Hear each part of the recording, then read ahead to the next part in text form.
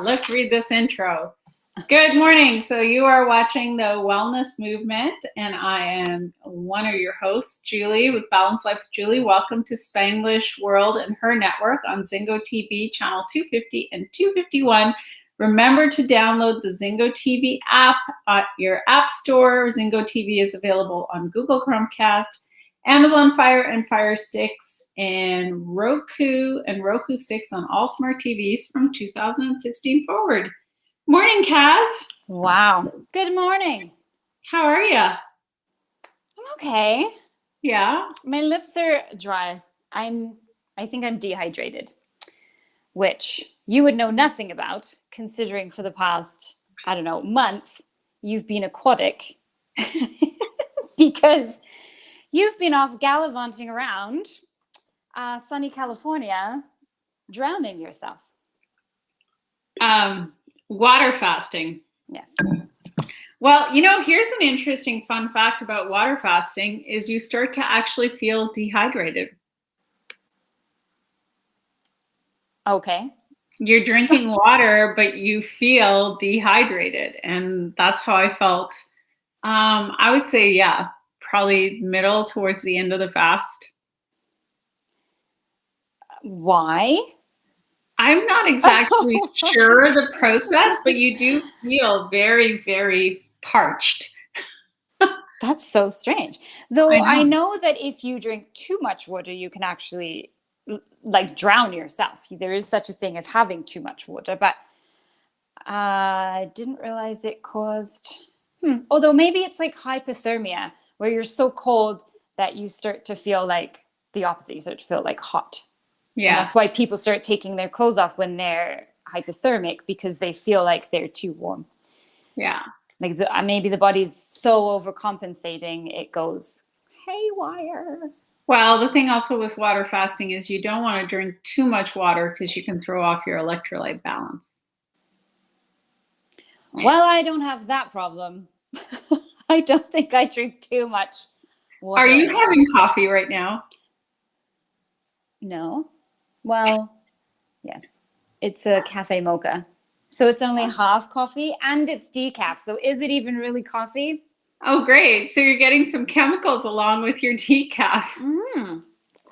What better on a Wednesday morning of the same day since March 2020 to have some chemicals to get you going? Yeah. I don't know why I have the shakes. But it tastes so good. I don't know. I don't do coffee anymore. All right. It's official. You've lost your mind. Actually, I go through little phases where coffee, I'm like, ugh, and then I'll try something else. But I do end up reverting back. So we'll see with you. We'll see what happens. Well, it's only been, I guess, close to 2 years. It's nothing. There's still time to revert backwards.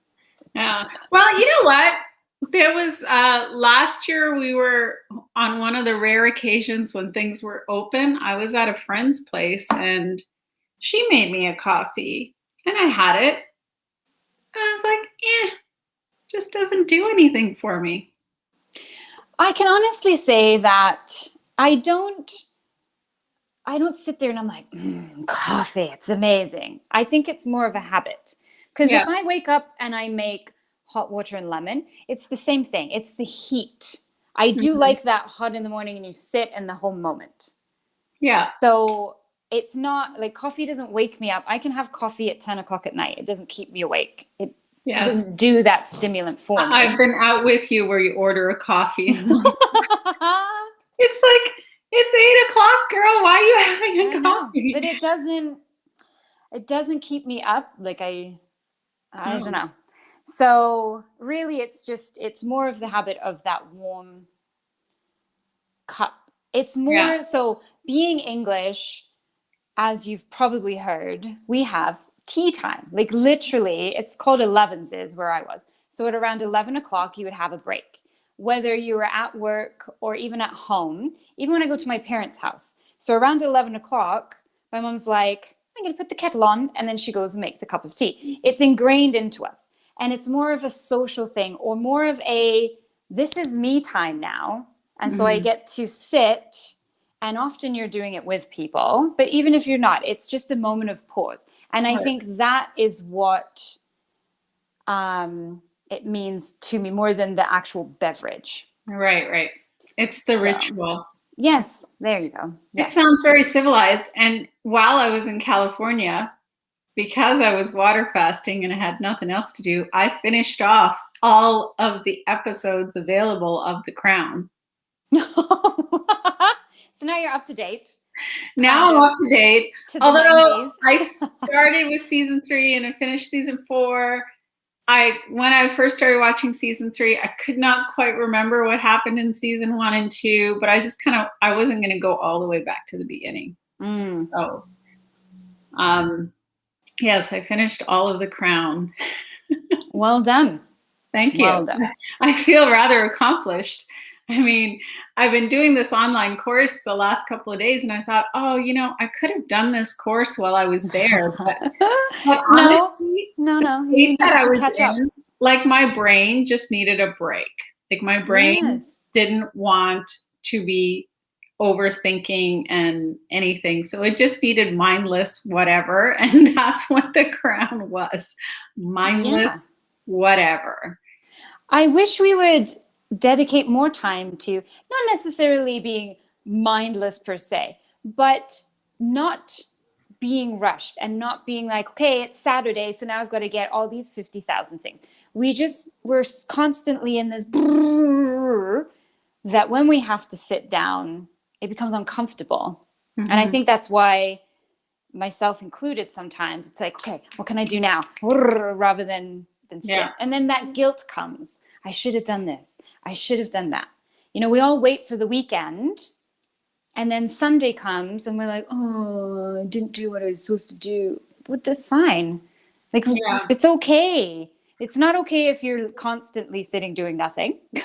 But I think if we don't schedule that time in, whether it's a day or a weekend or even just a few hours, our bodies will literally do it for us. And it usually comes in the form of either like physical debilitating pain that you can't move or an illness. Yeah. So I love the fact that you were like, I just let my mind go on its little vacations and I did nothing for a while. I think it's so necessary. Well, I also it gave me time to contemplate what I take on now in my real life. And I've actually scaled back my schedule and my commitments a bit. I've said no to some things that I decided were no longer, it's not that I will never do them. It's just that maybe right now is not the time. So it was good. It was good to drink water for 14 days. I'm very proud of you. Like, it's a commitment. It really is. I've done a 24-hour fast, which was tough. It's weird because you go through like these little valleys. At first you're like strong, and then you're like, good. And then you have the second wind, and then you're done, and then you're back again. And it's all these one things, but I can't imagine 14 days. I feel sorry for the people that would be around me just because the hungerness would come in. Well, I was not as hungry as I thought I would be. And I didn't have as crazy symptoms. Like, because my diet is so clean, I didn't experience, like, there was one guy who was there. I didn't really talk to him, but I heard through people that he just never had a good day. Like, all the days sucked. Well, I guess if you're detoxing from a not great diet. He was coming off the standard American diet, which is terrible. Like, it's laden with chemicals and meat and dairy and alcohol, and your body's got to detox, and sugar. You got to detox off all that at once. No wonder. That's misery right there. Like, because I didn't have any of that stuff in my diet, it was like I cruised through. I had like tough moments. Day 4, day 8, day 11 were my days where I felt like not as strong and mentally not as clear, where I had to like really scale back. And I kind of figured out that because I do work online, I did figure out that I had more energy in the morning. So I moved and shifted everything to my morning there, which was afternoon here. And so I did all my like work stuff in the morning. And then basically I took the afternoon off. So I would like go hang out in the sun in the courtyard and go to an afternoon lecture because they have all this programming for residents. And so I would like, or patients as we're known as. And yeah, I would go to an afternoon lecture and then hang out in the sun a little bit more and then like go up to my room and chill. So that's amazing. Yeah. And usually I started to feel tired around like, 7 or 8 o'clock. And it was like, okay, in bed by 9:30, up by like 5:30 or 6, depending on the day, and do it again. Amazing. Yeah. So it's good. And some people complained about sleep. I never had an issue with sleep. I always slept over like 7 hours. I was sleeping between 7 to 8 hours solid. Yeah, I didn't have any major issues. I got to day 14 and I was like, oh, I think I could have gone to 21 days. Right. Well, maybe next year. Maybe. I don't rule it out. It's actually, you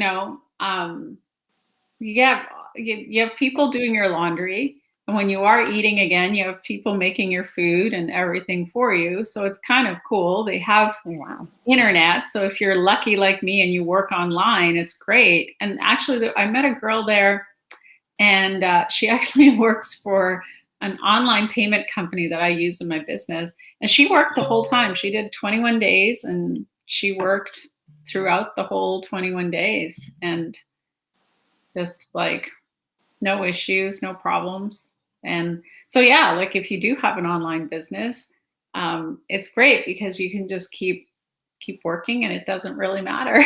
Yeah. So I'm not ruling it out, but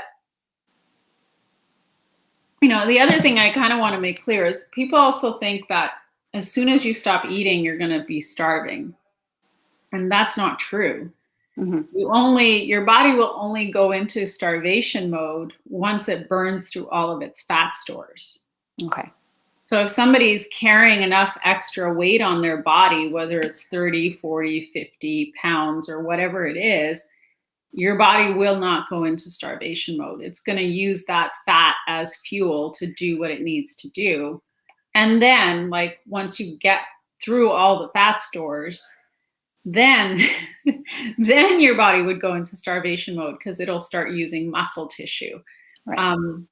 But it uses very little muscle tissue when it has fat stores to use.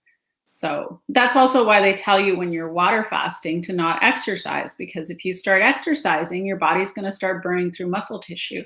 But as long as you're not exercising and you're resting, it's just going to use the fat stores. So is this a like good weight loss tool as well, or like, did you find? I wouldn't say that. Like, I mean, yes, you lose weight, but it's not what I would say that you're better off adjusting your diet and your lifestyle if your goal is weight loss, right? But I went for other reasons. Like I knew I had inflammation in my body. I know that there's stuff going on with my thyroid. And so I wanted to see if this was going to help to reset it. And I'm not really going to know, like I know my inflammation markers are down because we did a blood test before I left and like I walked in and it was really high. And when I left, it was like very low.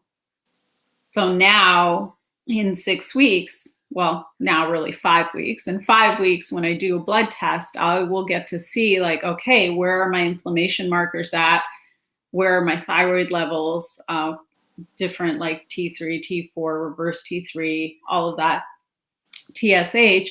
So once I see all that, then I will get to understand kind of like what the benefits of the fast were really, right? I mean, Dr. Goldhammer always says, like, if somebody is using fasting as a weight loss tool, it's a rather painful way to go about it. Oh, You're better off just changing diet and lifestyle. And the cool thing also is that when you reset your system like that and your body starts to utilize fat, it will continue to do that even after the fast is over. Oh. Yeah. So you'll continue to lose weight as long as you're eating healthy, right? That in True North, what they advocate is a whole food plant-based diet that is free of salt, oil, and sugar. And so if people go back to those things, then no, your body's going to start having issues again. But if you don't, if you stick with that, your body will continue to burn through fat and you'll continue to lose weight, even though you're eating. So. Wow. Yeah. So now that you're back, you've been back almost a week. Yes. How do you feel? First of all, have you adjusted back to Canada lockdown day 6,910? Well, being quarantined to my home is not exactly punishment for me because I like my home. Right. I don't mind being around my dogs and I work online. So it's like, all right, you want me to stay at home? Done. No problem. I have noted, like, I feel better in my body overall, but I have started to feel like there's inflammation that's starting to take hold. And so there was a naturopath that I met while I was at True North, and I'm going to continue to work with her. And she had a couple of really great suggestions. It could be something that's in this house that's environmental that triggered the inflammation. So I'm researching that and trying to figure out if it is something here. And her other suggestion was it could be like my life story. There's been a lot of trauma in my world. And so I've actually been doing this online course to help work through some of that, where sometimes when people go through extremely traumatic events, even though, consciously my life is very different, there could be a program that's running on the subconscious level that's triggering this immune response, this inflammatory response in my body. And so it's a matter of trying to retrain the brain away from that trauma response. And it was really like, the people that they have working there are so good. Like, and it's interesting because my other half, Michael, I've been working with a naturopath since like 2018. And sometimes when you work with practitioners, they're going to take you to their level of knowledge. And if they're not doing training or research outside of what they practice, they'll only take you so far.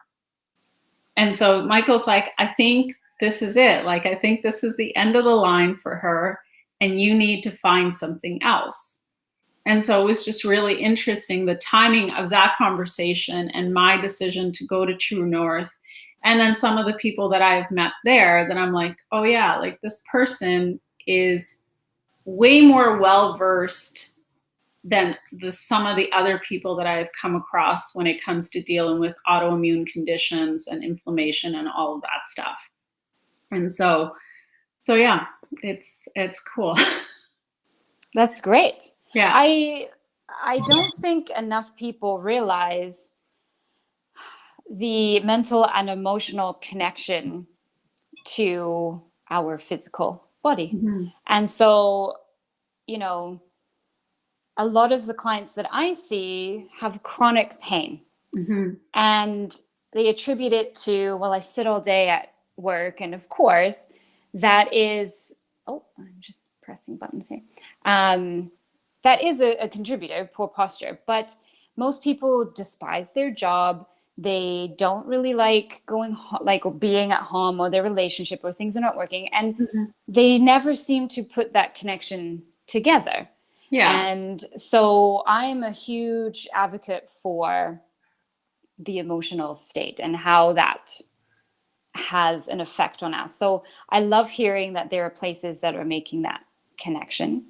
Oh yeah, And I mean it's about much more than just water fasting. You know, it's about water fasting, nutrition. They have their reflexology, they have their naturopaths, acupuncture, massage, cranial sacral, chiro, like and even like movement therapy. Like they run the whole gamut, and counseling as well. So there's a lot of stuff there. And it was interesting, the naturopath that I worked with, like she said, you know, most people that come to True North, their health is about here. They're suffering from a whole range of chronic conditions that are diet and lifestyle related, and all the emotional stuff. And my health was here because, of course, my nutrition, my lifestyle, like I have a lot of the things that are in place. But that doesn't mean that there isn't something that's underlying, that's foundational, that we still want to address. And I think, like, for the people that you're speaking to or that are coming to you, it would be beneficial for them, like when it comes to your health, to leave no stone unturned, right? It's nutrition, it's mindset, it's movement, and it's literally like, this experience has kind of reminded me again that it's literally like peeling back the layers of an onion and just being willing to go on that journey and seeing what happens, and also trying things, right? Like, absolutely, you know, not being like, okay, well, this is, my thing always is that if your health is not thriving, you need to keep searching. It's not the end of the road. There's something out there for you. And it's also, you do also have to examine yourself and go, okay, am I doing the things that would create good health in my body? Right? And if you're not, if you're drinking, if you're eating poorly, if you're sitting around on the couch and you're not feeling good in your body, well, that's a place to start. And then if you do those things, but you're still not feeling good, then it's good to also look at those emotional and mental aspects as well as a part of the process, and start to peel back those layers of the onion until you get to the root and address those things. Like, you know, instead of ignoring it or covering it up, most people cover it up with alcohol, food, you know, sex, shopping, the usual, you know, and we're encouraged to do that, but you get that momentary feeling good, and then you feel like garbage the 23 other hours of the day. So obviously it didn't work, right? So. Wow. Well, that's excellent. I'm glad that things came up and that there are new avenues for you to take down and see what continues to happen. Yeah, I'm excited to share, as like, especially as I work through this brain, this neural reprogramming thing. It's really, really interesting. And it's interesting that I've read so much of the material that's already presented in the course. And I was like, oh yeah, but I had never really related to some of the chronic inflammation and the chronic pain symptoms that I've had in my body, because I always thought it was related to something else. And I've never worked with a practitioner who had this particular perspective of like, oh, maybe this is really what's going on, you know? But I think this is also, I would say this is also, I mean, in a way, I'm a practitioner, right? Because I'm a nutritionist and I'm a health coach. And I think it's really, really important for practitioners to also continue their own education. And whether it's through whatever they're dealing with physically, mentally or emotionally, but also just in service of their clients. I mean, there's people that as I'm working through this course, there's people that I know that are not my clients that I think would really benefit from this, because I know some of their history and I know the trauma that they have and how that might be triggering what's currently going on in their life. So absolutely interesting. So, yeah, I'll share more in the coming weeks. I'm being a little vague right now because I'm like just like wrapping my head around the material and working through it. But yeah, I'm excited. That's great. That's great. I think we're all excited to see how your journey continues. And of course, like a week from now, 2 weeks from now, how things are going from being home and adjusting back to this lifestyle now. Because it's one thing when you remove yourself and go get treatment or go in to do whatever, but then when you come back to the reality of your everyday life, how does that pattern, those habits, that environment continue, right? Yeah. All right, so we got to wrap this puppy up. Hey, this show can be heard on Spanglish Radio Network. Her network is part of Spanglish World Media. Check out spanglishworld.ca for all news and programming. Spanglish World. Watch it, hear it, read it, download it, and definitely live it.